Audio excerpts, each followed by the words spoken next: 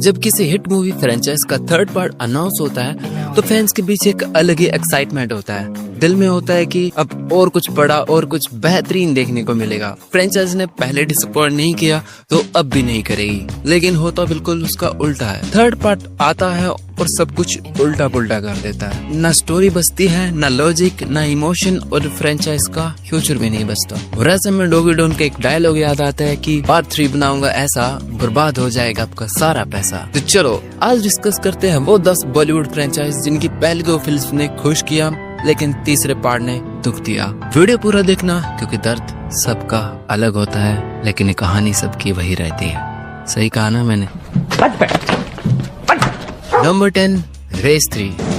जब race franchise शुरू हुई थी तो उसमें था style, thrill, twist and turns, एक क्लासी वाइब जो ऑडियंस को इंगेज कर दिया। पार्ट 1 में सैफ अली खान का कोल्ड ब्लडेड गेम और पार्ट 2 में बदला और बिट्रेयल का लेवल इतना हाई था कि हर सीन प्रेडिक्टेबल तो नहीं लगता था। रेस फिल्म फ्रेंचाइज में जो मुझे सबसे ज्यादा पसंद था वो था सैफ का एटीट्यूड और उसका स्टाइल। इस पे भरोसा मत करना रणवीर, इस पे तो भरोसा नहीं है,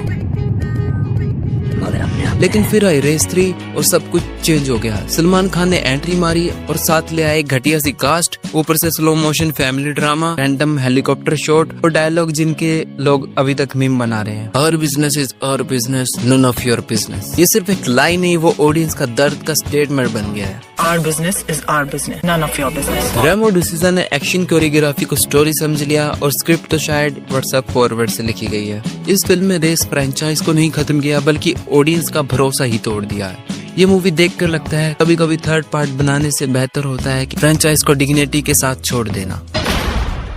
रेस हमेशा मेरी थी और मेरी ही रहेगी क्योंकि मैं इस रेस का सबसे पुराना खिलाड़ी हूँ। जिस रेस से मुझे निकालने की बात कर रहे हैं बेवकूफ, वो नहीं जानते उस रेस का सिकंदर। नंबर 9, बागी 3। बागी 1 एक रिफ्रेशिंग मसाला एक्शन फिल्म थी।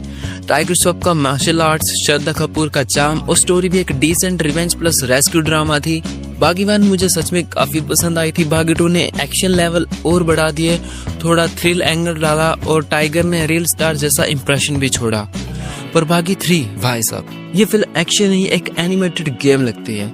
स्टोरी ऐसी थी जैसे किसी ने कॉल ऑफ ड्यूटी और पबजी को मिला के देसी तड़का लगा दिया हो, वो भी बिना लॉजिक के। रोनी यानी कि टाइगर भाई अपने भाई को बचाने सियारा चला जाता है, हाँ मतलब सीरिया, और वहाँ पूरे देश की आर्मी और टेररिस्ट को सिंगल हैंडली उड़ा देता है। मैं बोलता हूँ थैनोस को मारने इसको क्यों नहीं भेजा। एक्शन इतना अनरियलिस्टिक हो गया है कि बॉम्ब गिर रहे हैं, हेलीकॉप्टर उड़ रहे हैं, गोलियां चल रही हैं, पर रोनी भाई को घंटा फर्क नहीं पड़ता। डायलॉग स्क्रीन लेवल पे थे, मुझ पे आती तो मैं छोड़ देता, मेरे भाई पे आती तो मैं पाट देता। श्रद्धा कपूर बस चिल्लाने के लिए थी और रितेश देशमुख का इमोशनल रोना धोना मेन मटेरियल बन गया। मुझ पे आती तो मैं छोड़ देता, मेरे भाई पे आती तो मैं बागी 3 ने प्रूफ किया है कि bigger budget doesn't mean better film. अगर स्क्रिप्ट और सोल मिसिंग है तो सब VFX भी काम नहीं आता। ऑडियंस एक्शन देखने आई थी लेकिन उन्हें मिला सिर्फ हेडेक। नंबर 8, टोटल धमाल। धमाल फ्रेंचाइज का थर्ड पार्ट। टोटल धमाल नाम सुनते याद आता है जो पहले वाला धमाल जिसमें रितेश देशमुख, अरशद वारसी, जावेद और आशीष का perfect warming timing, treasure Hunt style plot और जेन्युइनली फनी मोमेंट्स थे। दूसरे पार्ट डबल धमाल में थोड़ा लाउड कॉमेडी आया पर फिर भी एक फ्लो था, कैरेक्टर फेमिलियर थे और कुछ सीन्स फनी लगे। लेकिन टोटल धमाल ये पार्ट तो बस नाम के लिए धमाल था, कंटेंट के लिए नहीं। ये फिल्म देखकर लगता है जैसे किसी ने पुरानी जोक्स को उठाकर 2019 के VFX में रैप करके बेच दिया हो। अजय देवगन की एंट्री के साथ ऑडियंस को लगा था कुछ धमाका होने वाला है, पर से डायलॉग्स इतने फ्लैट और चाइल्डिश थे कि लगता था कि किड्स कार्टून देख रहे हैं, वो भी बिना फन के। माधुरी और अनिल कपूर जैसे लेजेंड्स को भी क्रिंजी वर्दी लाइंस दिए गए थे। अरशद और रितेश जैसे कॉमेडी गोल्ड को भी बेस्ट किया। फिल्म में ना स्टोरी का लॉजिक था ना कॉमेडी का रिदम, और जो CGI एनिमल्स दिखाए गए थे वो तो ठीक ही थे यार, इतने बुरे भी नहीं थे। फिल्म ने फ्रेंचाइज की लेगेसी को नहीं तोड़ा बल्कि प्रूफ कर दिया है कि ज्यादा स्टार्स और बड़ा बजट कंटेंट का सब्स्टिट्यूट नहीं बन सकता। भाई आपका नॉलेज तो कमाल का है भाई का। Thank you. नंबर 7, धूम 3। धूम सीरीज का नाम ही काफी था थ्रिल, स्वैग और स्पीड के लिए। पहला पार्ट लाया John Abraham as a cool biker villain. दूसरा पार्ट में ऋतिक रोशन ने अपने चार्म और स्मार्टनेस से धूम को आइकॉनिक बनाया। बट देन केम धूम 3। जिसमें बस सर्कस था, सेंस नहीं। आमिर खान ने डबल रोल प्ले किया, एक मास्टरमाइंड, एक इनोसेंट भाई। कंसेप्ट यूनिक था पर एग्जीक्यूशन ने सबका पेशेंस टेस्ट किया। फिल्म ने एक्शन सीन को इतना ओवर द टॉप बना दिया कि बाइक्स पानी में चलने लग गई और ग्रेविटी तो स्क्रिप्ट से पहले ही रिटायर हो चुकी थी। आमिर का इमोशनल एंकर फोर्सफुली लगा। कैटरीना का कैरेक्टर तो बस डायलॉग्स कम, स्क्रीन प्रेजेंस कम और रेलेवेंस जीरो। म्यूजिक भी उतना इम्पैक्टफुल नहीं था और थ्रिल की जगह मेलोड्रामा ने ले ली। धूम जहाँ पहले स्टाइल और सब्सटेंस का एक कॉम्बो होता था, वहाँ धूम 3 एक सर्कस थ्रिलर बन गया जिसमें आपको या तो एक्शन ओवरकिल मिलेगा या अननेसेसरी इमोशनल रोना। बस ये फिल्म इतना समझ गया कि सब कुछ डबल कर दो का मतलब डबल एंटरटेनमेंट नहीं होता, कभी कभी डबल डिसअपॉइंटमेंट होता है।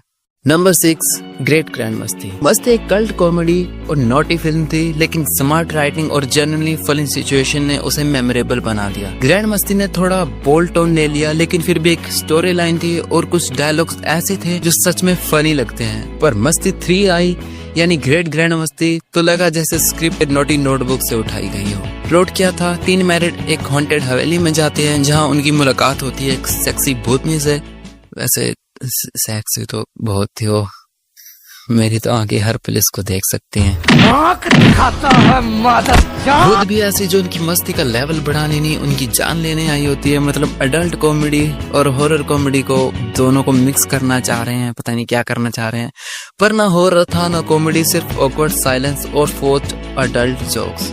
मूवी इतनी क्रिंज थी कि लगता था हर एक्टर बस एम्बेरेस्ड होकर डायलॉग बोल रहा हो। जितना मस्ती 1 और ग्रैंड मस्ती में मजा था, उतना ग्रैंड मस्ती में अनकंफर्टेबल साइलेंस था।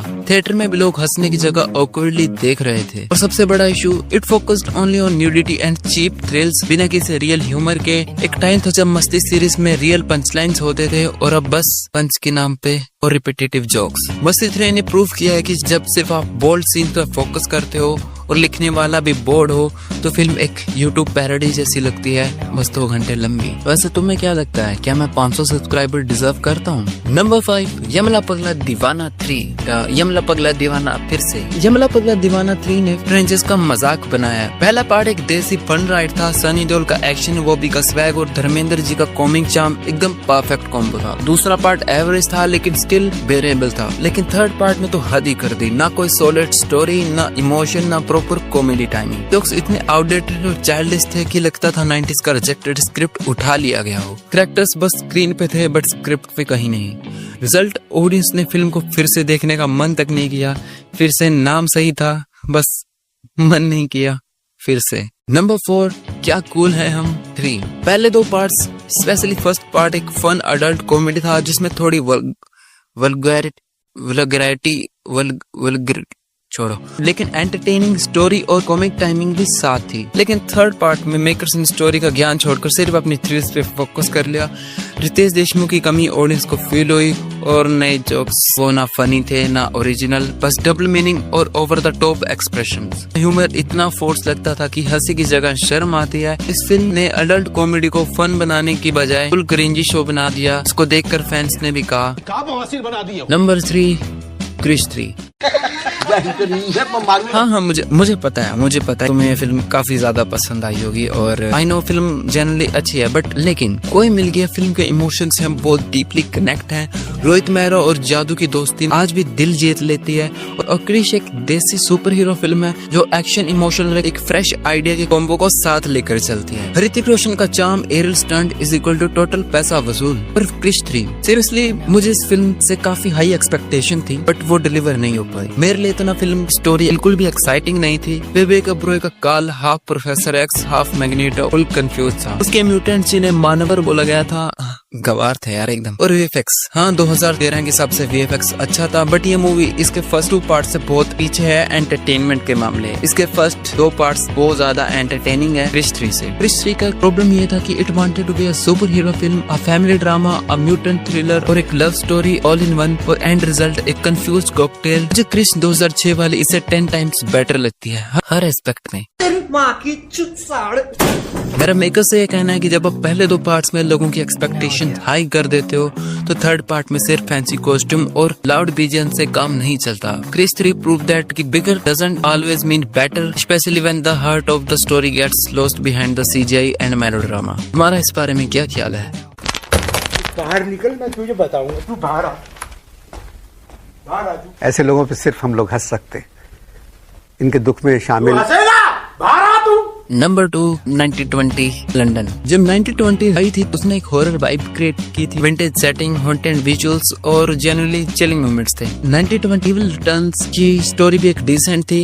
वैसे मुझे तो फिल्म की हीरोइन बहुत पसंद आई थी और आज भी बहुत पसंद है। बुरी नजर से मत देखो, तुम्हारी भाभी है। मूवी के सॉन्ग्स और इमोशन बहुत इम्पैक्टफुल थे। फिल्म का गाना अपना मुझे तो लगा, मुझे आज भी बहुत अच्छा लगता है। लेकिन फिर आया 1920 लंदन और ऑडियंस का रिएक्शन था, लंदन तो दिखाया लेकिन हॉरर कहाँ है भाई। स्टोरी ऐसी थी कि जैसे पुरानी भूतिया कहानी को एक व्हाट्सएप फॉरवर्ड बना दिया गया। सरमन जोशी जैसे टैलेंटेड एक्टर को ऐसे रोल में वेस्ट कर दिया जहाँ स्क्रिप्ट ने उसकी आत्मा संघर्ष कर दी। सॉन्ग्स जनरली काफी अच्छे थे। अगर हॉरर मूवी का बेस्ट पार्ट उसके सॉन्ग है तो समझ जाओ कुछ तो हॉरर है पर स्क्रिप्ट में। वेल, नंबर 1 पे मूवी हो सकती है सिंघम 3, ABCD 3, जिसको स्ट्रीट डांसर 3D बोलते हैं, और वो भी कई मूवी हो सकती हैं। तुम बताओ ऐसी कौन सी फ्रेंचाइज का थर्ड पार्ट को रखना चाहोगे जिसने आपको बहुत ज्यादा डिसअपॉइंट किया? So do comments in the video.